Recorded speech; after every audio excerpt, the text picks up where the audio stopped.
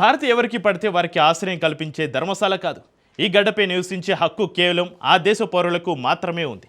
కేంద్ర హోంమంత్రి అమిత్ షా న్యూఢిల్లీ వేదికగా చేసిన క్లియర్ కట్ కామెంట్స్ ఇవి. ఈ వ్యాఖ్యలే ఇప్పుడు దేశవ్యాప్తంగా పెను ప్రకంపనలు సృష్టిస్తున్నాయి. ఎందుకంటే ఇంటెలిజెన్స్ బ్యూరో నిర్వహించిన జాతీయ భద్రతా వ్యూహ సదస్సులో అమిత్ షా చేసిన వ్యాఖ్యలు కేవలం ఒక సాధారణ ప్రకటన కాదు. రాబోయే రోజుల్లో దేశ అంతర్గత భద్రత, సరిహద్దుల నిర్వహణ, అక్రమ చొరబాట్ల కట్టడి విషయంలో కేంద్ర ప్రభుత్వం తీసుకుపోయే కఠిన నిర్ణయాలకు ఇదొక స్పష్టమైన సంకేతంగా విశ్లేషకులు అభిప్రాయపడుతున్నారు. కానీ అమిత్ షా ఈ క్లియర్ కట్ మెసేజ్ ఎవరికి ఇచ్చారు? దేశంలో అక్రమ వలసదారులు ఏ రేంజ్లో పాతుకుపోయారు? ఈ ముప్పును సమూలంగా తుడిచిపెట్టేందుకు కేంద్రం రూపొందించిన చతుర్ముఖ వ్యూహం ఏంటి? 2047 నాటికి వికసిత భారత్ లక్ష్యాన్ని చేరుకోవడంలో అంతర్గత భద్రతా పాత్ర ఎందుకంత కీలకం కానుంది? Watch this. అక్రమ చొరబాట్లపై హోంమంత్రి క్లియర్ కట్ కామెంట్స్.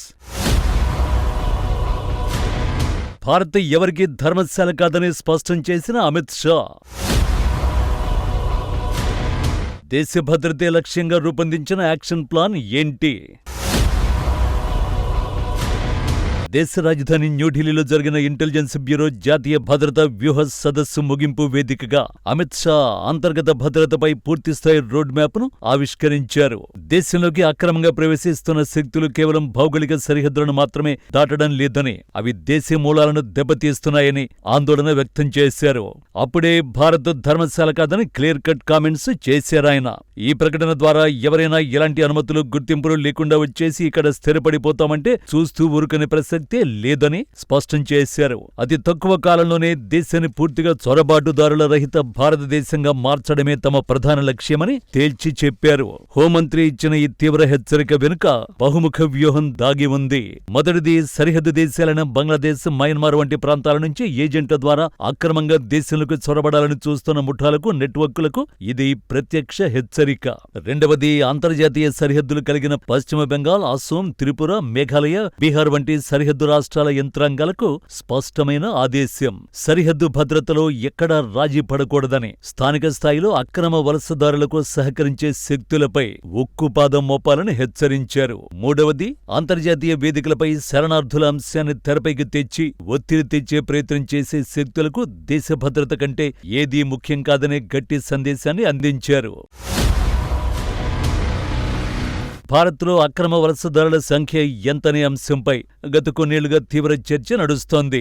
అధికారికంగా వీరు అక్రమ మార్గాల్లో వస్తుండటం వల్ల ఖచ్చితమైన సెన్సస్ డేటా అందుబాటులో లేనప్పటికీ వివిధ నిఘా వర్గాలు, ప్రభుత్వ టాస్క్ ఫోర్స్ అంచనాల ప్రకారం ఈ సంఖ్య దాదాపు 1.5 కోట్ల నుంచి 2 కోట్ల మధ్యలో ఉంటుందని భావిస్తున్నారు. ఇందులో మెజారిటీ వాటా బంగ్లాదేశ్ నుంచి తూర్పు సరిహద్దుల ద్వారా ప్రవేశించిన వారిదే.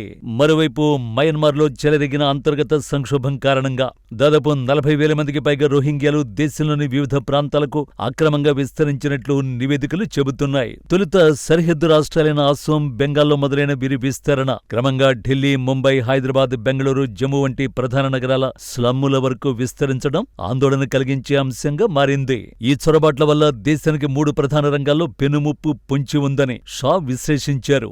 మొదటిది, జాతీయ భద్రత. సరిహద్దులోని చొరబాటు మార్గాలను ఉగ్రవాద సంస్థలు, మాదక ద్రవ్యాల స్మగ్లర్లు, నకిలీ కరెన్సీ ముఠాలు తమ కార్యకలాపాలకు వినియోగించుకుంటున్నాయి. రెండోది, డెమోగ్రఫీ మార్పు. ఈశాన్య రాష్ట్రాలు, సరిహద్దు జిల్లాలో స్థానిక జనాభా నిష్పత్తి తగ్గిపోయి వలసదారుల ప్రాబల్యం పెరగడం వల్ల సామాజిక సమతుల్యత దెబ్బతింటోంది. ఇది స్థానిక భాష, సంస్కృతి, రాజకీయ ప్రాధాన్యంపై తీవ్ర ప్రభావాన్ని చూపుతోంది. మూడోది, ఆర్థిక వ్యవస్థపై భారం. దేశ పౌరుల సంక్షేమం కోసం ప్రభుత్వం అందించే ఉచిత రేషన్, సబ్సిడీలు, ఉచిత వైద్యం, విద్య వంటి సంక్షేమ పథకాలను నకిలీ గుర్తింపు కార్డులతో అక్రమ చొరబాటుదారులు పొందుతుండటంతో దేశ ఆర్థిక వనరులపై విపరీతమైన భారం పడుతోంది.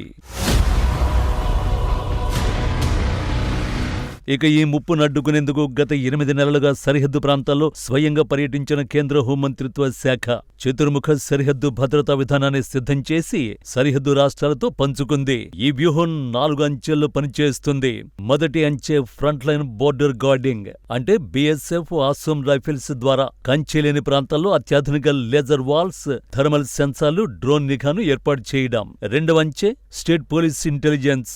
సరిహద్దు గ్రామాల పరిధిలో స్థానిక పోలీసులు, గ్రామరక్షక పర్యాటక దళాల ద్వారా లోకల్ ఇన్ఫార్మర్ల నెట్వర్క్ ను బలోపేతం చేయడం. మూడవ అంచె documentation crack down. Aadhaar, voter ID, ration కార్డులను అక్రమంగా సృష్టించే ముఠాలు అధికారులపై కఠిన నిఘా ఉంచడం. నాలుగవ అంచె లీగల్ అండ్ డిపోటేషన్ మెకానిజం. గుర్తించిన అక్రమ చొరబాటుదారులను ఫాస్ట్ ట్రాక్ కోర్టుల ద్వారా విచారించి చట్టబద్ధంగా వారి మాతృదేశాలకు తిప్పి పంపే ప్రక్రియను వేగవంతం చేయడం. ఈ 4 అంచెల ద్వారా అక్రమ చొరబాటుకు శాశ్వతంగా చరమగీతం పాడొచ్చనేది అమిత్ షా వ్యూహం. మరోవైపు కేవలం సైనిక పహారాతోనే సరిహద్దులను పూర్తిగా నియంత్రించలేమని గుర్తించిన కేంద్రం టెక్నాలజీని పూర్తి స్థాయిలో రంగంలోకి దించింది. దుర్భరమైన నదీ సరిహద్దులు, చిత్తడి నేలలు, కొండ ప్రాంతాల్లో స్మార్ట్ ఫెన్సింగ్ ప్రాజెక్టులను వేగవంతం చేసింది. డ్రోన్లు, అండర్ వాటర్ సెన్సార్లు, సబ్ ఏరియల్ నిఘా వ్యవస్థలతో 24 గంటలు సరిహద్దులను జల్లెడపడుతున్నారు. బోర్డర్ ఆవల నుంచి సొరంగాలు తవ్వడం, డ్రోన్ల ద్వారా ఆయుధాలు, డ్రగ్స్ జారవిడవడం వంటి నయా పద్ధతులను తిప్పికొట్టేందుకు అత్యాధునిక యాంటీ డ్రోన్ వ్యవస్థలను మోహరిస్తున్నారు. చొరబాటుతో ముడిపడి ఉన్న మరో ప్రమాదకరమైన అంశం నార్కో టెర్రరిజం. సరిహద్దుల గుండా దేశంలోకి ప్రవేశించే మాదక ద్రవ్యాలు యువతను నిర్వీర్యం చేయడమే కాక దేశ వ్యతిరేక శక్తులకు నిధులుగా మారుతున్నాయి. దీనిని అణచివేయడానికి నార్కోటిక్స్ కంట్రోల్ విజన్ డాక్యుమెంట్ 2026-2029ని రాష్ట్రాల పోలీసులు ఖచ్చితంగా అమలు చేయాలని షా ఆదేశించారు. డిటెక్ట్, డిస్రప్ట్, డిస్ట్రాయ్ అనే త్రిముఖ సూత్రంతో డ్రగ్స్ సరఫరా గొలుసును పూర్తిగా నిర్వీర్యం చేయాలని దిశానిర్దేశం చేశారు. ఇదిలా ఉంటే నేరస్తుల కదలికలను కనిపెట్టేందుకు ఆర్టిఫిషియల్ ఇంటెలిజెన్స్ నేషనల్ డేటాబేస్లను అనుసంధానిస్తున్నారు. Crime and criminal tracking network, interoperable criminal justice system, national intelligence grid, national automated fingerprint identification system పేరిట డిజిటల్ నెట్వర్క్ల ద్వారా దేశంలో ఎక్కడైనా ఒక నేరస్తుడు లేదా చొరబాటుదారుడు పట్టుబడితే వేలిముద్రలు, బయోమెట్రిక్ ఆధారాలతో క్షణాల్లో పూర్తి నేపథ్యాన్ని గుర్తించేలా భద్రతా విభాగాలు సమాయత్తమయ్యాయి. 2047 నాటికి ఇండియా ప్రపంచంలోని అగ్రగామిగా అభివృద్ధి చెందిన దేశంగా నిలపాలన్న ప్రధాని మోదీ స్వప్నానికి బలమైన అంతర్గత భద్రతే ప్రథమ షరతు అని అమిత్ షా తేల్చి చెప్పేశారు. అంతర్గతంగా దేశం సురక్షితంగా ఉన్నప్పుడే ఆర్థిక పురోగతి సాధ్యమవుతుంది. భవిష్యత్తులో ఎదురయ్యే సైబర్ దాడులు, ఇన్ఫర్మేషన్ వార్ఫేర్, రాడికలైజేషన్, బయోసెక్యూరిటీ సవాళ్లను ఎదుర్కొనేందుకు నిత్య సన్నద్ధతతో ఉండాలని ఆయన పిలుపునిచ్చారు. చొరబాటు లేని, మాదక ద్రవ్యాలు లేని, ఉగ్రవాదం లేని సురక్షిత భారతదేశం నిర్మాణం దిశగా కేంద్రం వేగంగా అడుగులు వేస్తోందనడానికి అమిత్ షా ప్రసంగం ఒక స్పష్టమైన నిదర్శనమని విశ్లేషకులు అభిప్రాయపడుతున్నారు.